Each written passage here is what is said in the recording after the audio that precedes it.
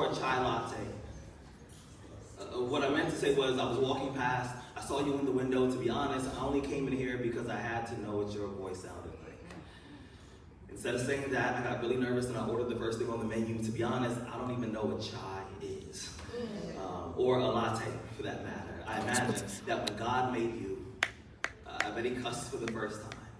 I bet he turned to an angel, gave him a high five, and said, "God damn, I'm good." Or me damn, because he's like God, right? I spent the last 5 days trying to figure out how I'm going to introduce myself to you properly. I finally figured out it was going to be something like, hi. That's all I got so far. But I think it's a good start. I'm going to be honest. It's not often that I find myself eager to write about love. In fact, every time I try to write about love, my hands cramp. Just to show me how painful love can be.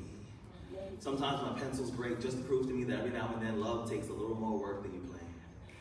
I heard that love is blind, so I write all my poems in Braille. My poems never actually finish because true love is endless.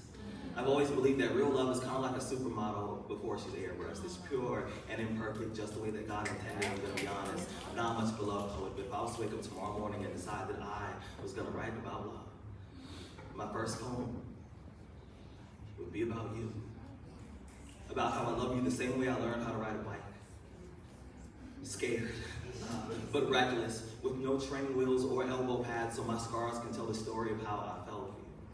I'm going to be honest, I'm not much of a love poet, but if I was, I'd write about how I see your face in every cloud and your reflection in every window. You see, I've written a million poems hoping that somehow, maybe some way you'll jump out of the page and be closer to me. See, I'm not much of a love poet, but if I was, I'd write about how you have the audacity to be beautiful, even on days when everything around you is ugly. I'd write about your eyelashes and how they're like violin strings that play symphonies every time you blink. If I was a love poet, I'd write about how I melt in front of you like an ice sculpture every time I hear the vibration in your voice. And whenever I see your name on the caller ID, my heart plays hopscotch inside of my chest. It climbs onto my ribs like monkey bars, and I feel like a child all over again. I know it's going to sound weird, but sometimes I pray that God somehow turns you back into one of my ribs just so I would never have to spend an entire day without you.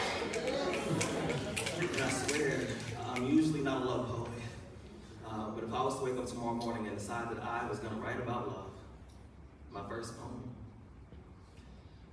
it would be about you.